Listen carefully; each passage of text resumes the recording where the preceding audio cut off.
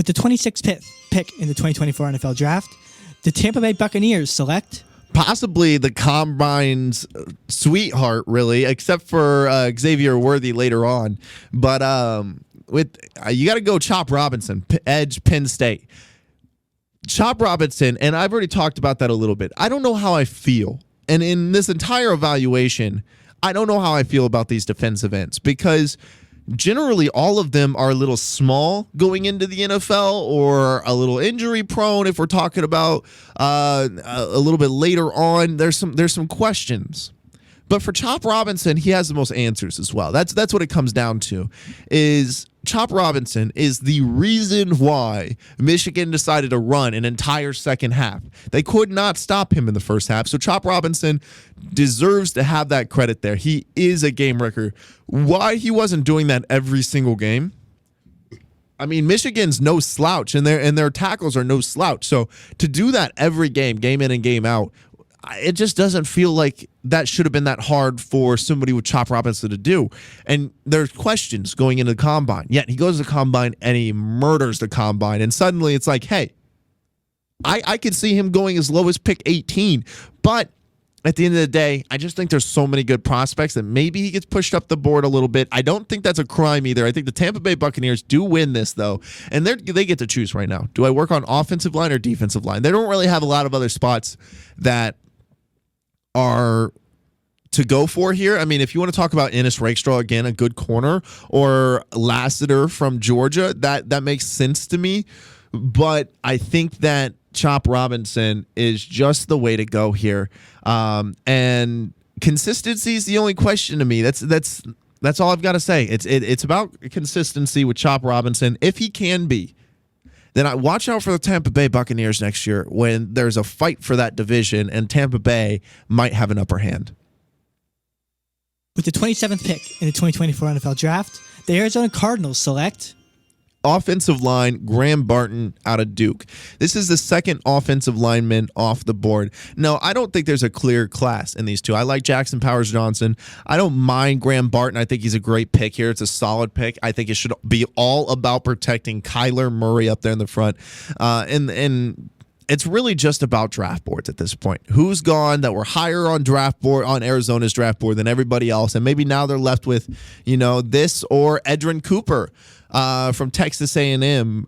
But really, if you think offense, defense, and that's what I think. I think the only way Edrin Cooper is the pick here over Barton is the fact that maybe they've spent so many resources in the offensive category that the defensive guy gets a little bit of a noise in here and says, hey, get me Edrin Cooper. That guy's a monster. Talk about one of the guys that absolutely showed out at the Combine.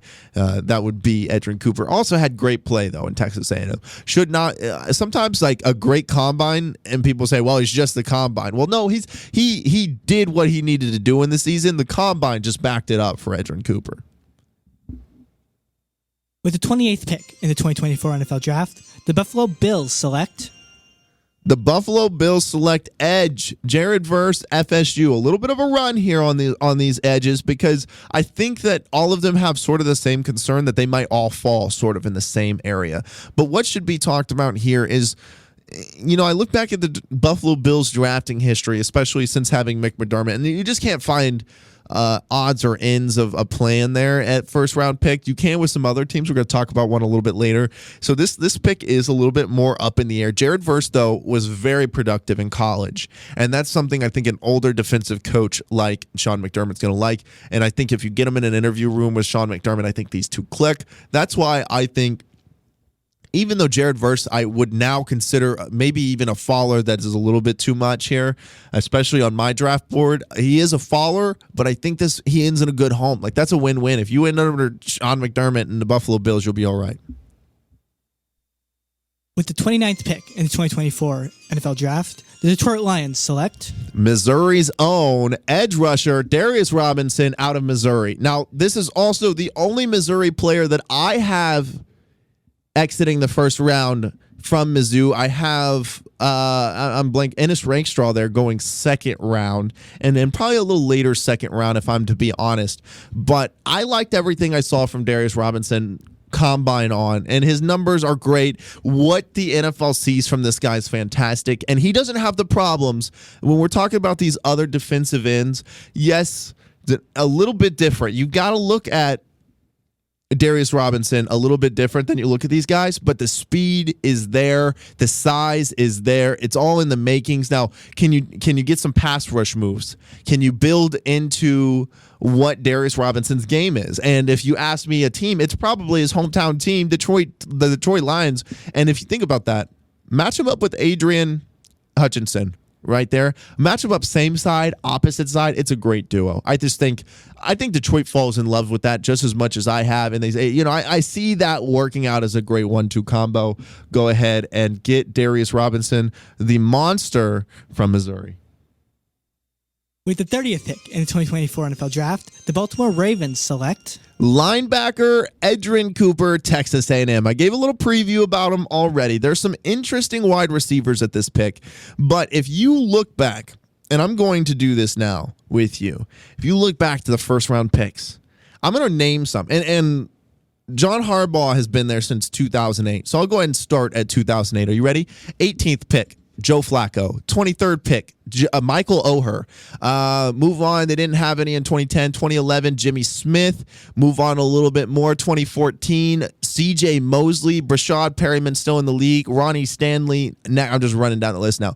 Marlon Humphrey, Hayden Hurst, Lamar Jackson, Marquise Brown, Patrick Queen, Rashad Bateman. I mean, all of these guys. Tyler Lindenbaum in 2022 with the 25th. And when are the Ravens ever drafting in the first 20 picks? They're almost never doing it. It's always late round draft picks, and these guys are all great picks. Even some of the ones that you don't recognize so much, they're productive in the league. They're still in the NFL football league. That's insane. To be in the National Football League years after in the first round is kind of like the maybe not the best of the Ravens late round picks. It's insane. They just do so well in picking. They're going to pick the right guy.